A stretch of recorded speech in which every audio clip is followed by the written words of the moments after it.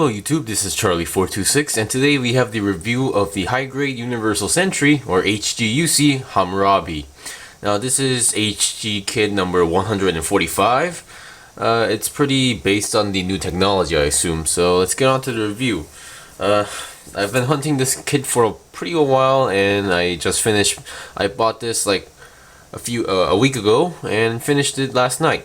So let's get on to the review. So what you get from the kit is the kit itself, the Hambrabi. You get two yellow beam sabers, the short versions, and the two blue handles for the beam sabers. Here's the other one. The thing is, there's no place to store the beam sabers. You get a pretty number of set of hands. You get one open hand for the left hand. You only get one of these. And you get two fists, which I'm currently attached on the kit itself, and you get two open style hands. Here's the left one, and the right one is on the Fedayeen rifle. I think that's how you pronounce it. This is the Fedayeen rifle, which was also seen in Gundam Unicorn, held by Marasai. Funny thing, they didn't really include this weapon onto the original or normal Marasai from Zeta Gundam, because according to the Gundam Wiki, the Marasai also used this weapon. They don't give you a trigger finger. They just use the open style hand for the normal. The grip hand for the Fedayeen rifle as well. Last thing, you get a sea serpent. Oops. I currently attached the sea serpent with the cables on it, which I'm not a big fan of. It works. Nothing falls off, but not the best secure connection. Just fell off. And here is it without the cables. I don't know why, but I'm not really a big fan of those cables. Pretty nice. I'm pretty sure accurate if you ask me. And lastly, you get some stickers. Stickers are nothing too special, except there is one part that I really don't get why if this was really necessary, or kind of requires a Gundam marker so it doesn't really bug you. I'll get into that later. And also, if you can see, there's these 4 white circles. I haven't used these because I wasn't able to find these circles in the instruction manual. Maybe I missed a part or misread something, so I'm gonna check it again later. Okay, the kit itself, the Hambrabi. On my Gundam log video, I didn't really mention anything special, but while building the arms, I found something special. It is the wrist, or the way how you connect the hand into the arm. Now usually all the Gunpla I built, they have these ball joints on the wrists, but this one doesn't have a joint. Instead of ball joint, instead this is just a long peg. It's a very interesting structure. Now, in terms of looks, you can see the kit kind of has that manta ray design, which is kind of true because it can transform into a flight mode MS, which looks like a manta ray. Now, one of the big interesting features of the mobile suit itself is that it has multiple mono eyes. Now, as far as I know, there's 5 mono eyes. The first 2, which is noticeable, is on the head. There's one here, there's one here. So that's 2 of them, and each of those mono eyes are in a sticker. There's 2 on the shoulders, 1 here and there. By the way, also, these black sections you see, those are, I actually colored them. In the instruction manual, they require you to put a black sticker. I found it unnecessary, so I used a normal Gundam black marker. It didn't turn out very well, but I'm gonna fix it later. Also, those stickers are all, the eyes are all stickers. So, for the head, it took me a while to choose how to put it, but I just put it in the exact middle of the head. Not exactly exact, but not too shabby. And lastly, there's one on the back of the head. The one on the shoulder, on the back of the head, there's actually a place where you're supposed to put the sticker on. So no worries for that. It's just the main face. You have to choose where to put it. Now, we've seen the head. As you can see, the body and the head are one piece, so there's no movement in the head, so don't expect that to happen. The shoulders, there's no movement at all because they're just permanently attached. The body itself, there's not much movement. Even it is connected to the ball joint, but you have to push it all the way in, so Not much movement. You can also sort of move it, but there's not much. So 360, I'm not sure if it's possible because of all the stuff here. Yep, it's not even moving. It can move a little bit if you pull it out, but what's the point? The wings here, they can move actually. I wasn't really aware of this while building, but you can fold them like this or like this, and there's a tail which is for the transformation. And there's two beam rifle style weapons on the back. They don't really move. They can move a little bit to the left or right, but a little bit jiggly, but there's also permanently pointing in front, or at this point up.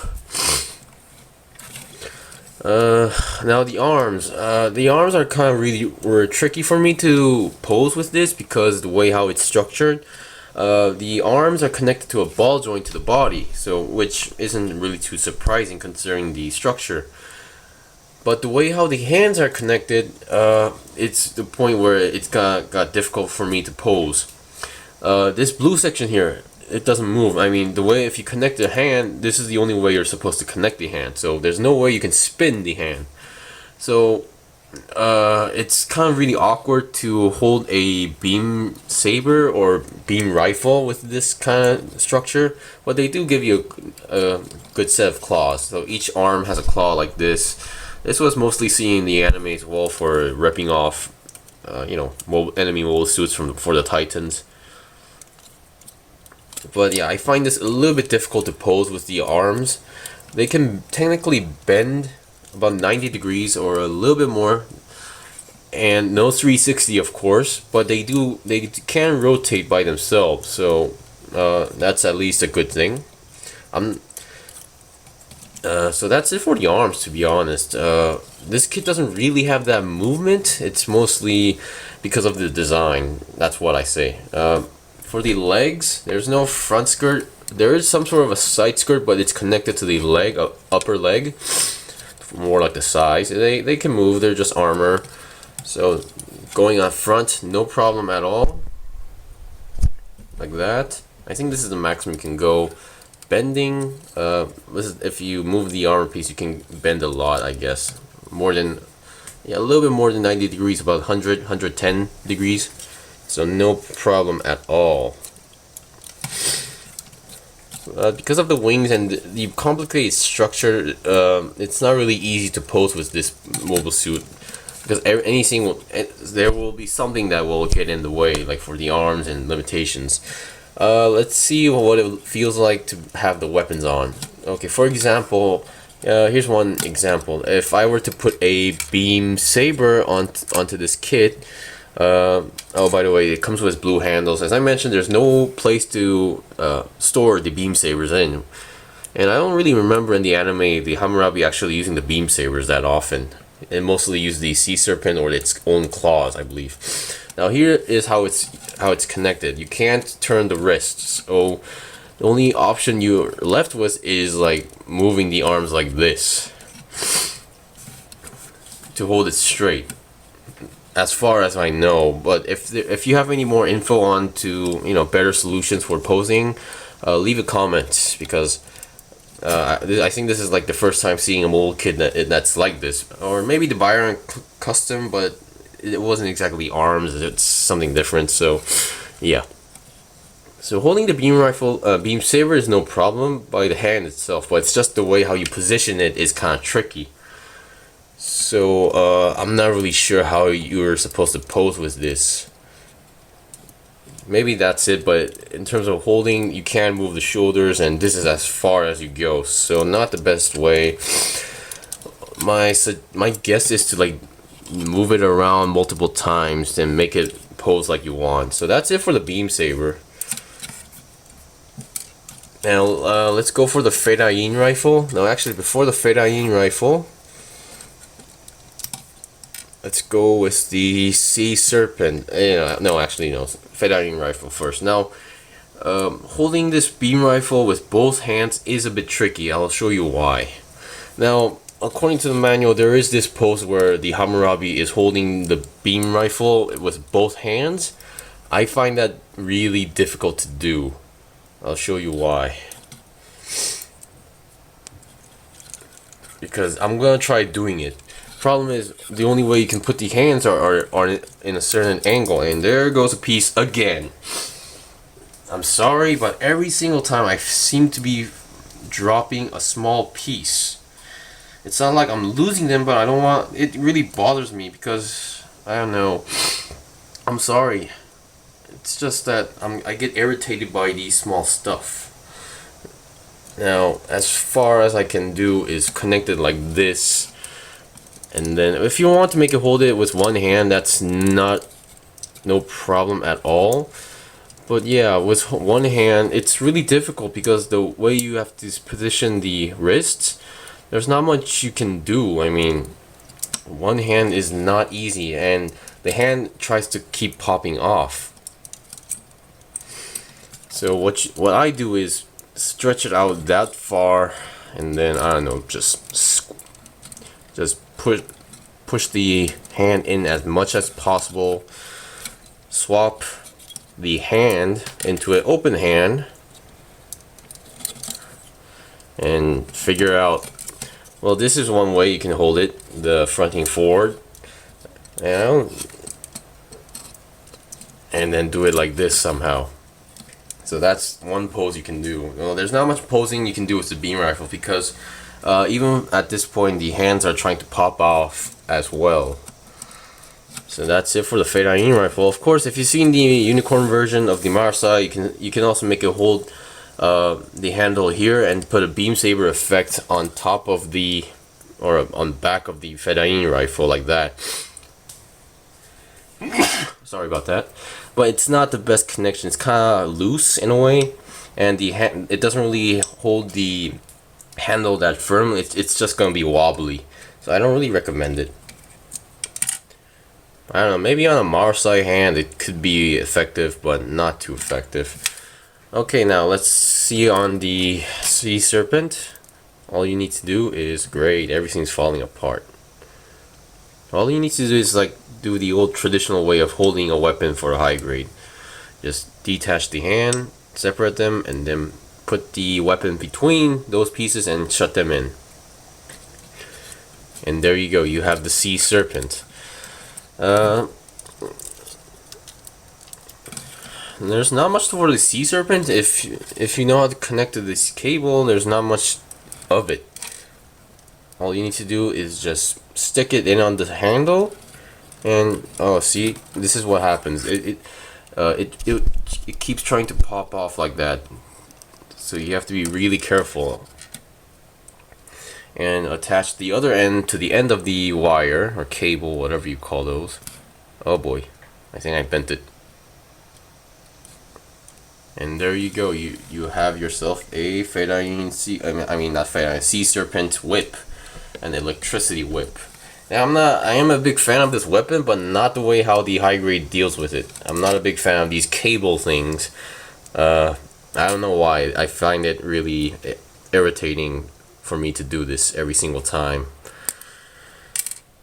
Okay, not that I'm saying, I'm not giving this negative votes. It's just that because of the design, I find not the kit itself, but it's just the design that gives itself a limitation.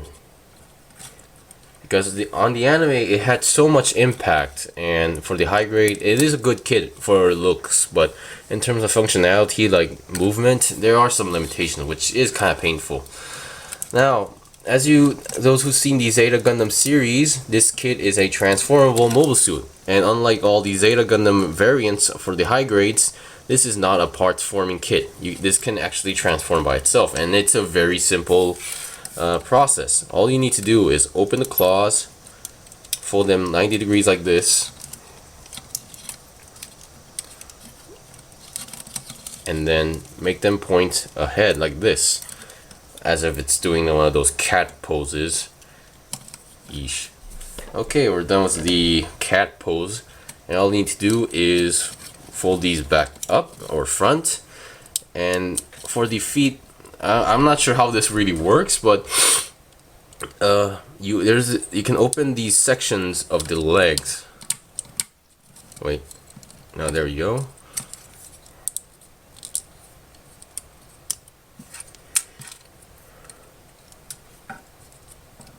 Okay, Now, by opening these sections, when you do this, you bend the feet 90 degrees, and then there's this section on the back. You can push it in after you open this section. I thought it would be like some sort of locking mechanism, but it's not really like that. And also, I almost forgot, there is one more sticker section on the body. These blue sections over here, right next to the cockpit. I don't know why, but I suggest to get a Gundam marker and rather color it, because the stickers aren't really the best solutions for these. Or they could have made a separate piece. All you need to do after you're done with the feet, just bend them over. I'm not joking, this is it. There's no locking mechanism. All you need to do is bend them over like that, and then open the tail up, and you're good to go. There we go. We have a manta ray or stingray, whatever you call those things. I don't know. Sorry about the time limitations. Okay, I'll say that again. I don't know why, but I think the Titans were going for more like sea creature designs or mosquito designs on their mobile suits, because I believe there's another mobile suit that resembles a mosquito when transformed, and this one resembles a manta ray. It's a pretty good design, pretty simple compared to the like a Delta Plus or Delta Gundam where you have to take off everything and then reattach it to a body core. This is probably the most simple transformation I've seen for the Universal Century, or I don't know, maybe there's more easier ones, but yeah, this is pretty good. I mean, the design looks pretty accurate, it looks pretty show accurate as well. So okay, that's it for the review for the high grade Universal Century Hambrabi. This is a great kit. If you're a fan of the Titans, definitely grab this kit. If you're a beginner, I'm not really sure to recommend this, because you might get the wrong impressions for the Gunpla kits or the overall high grade series. So if you want to get a unique kit or something unusual, I wouldn't recommend this as well. But I wouldn't really recommend this for beginners for the sake of not getting the wrong impressions on Gunpla. Anyway, I hope this video was helpful or enjoyable or interesting or informative. Please give it a like, and if you have any questions or suggestions or requests, leave a comment below. Thank you for watching my videos. I have a lot more kits to buy and build, so please stay tuned. And also, if you like my video, please subscribe to my channel. So until then, see you guys next time.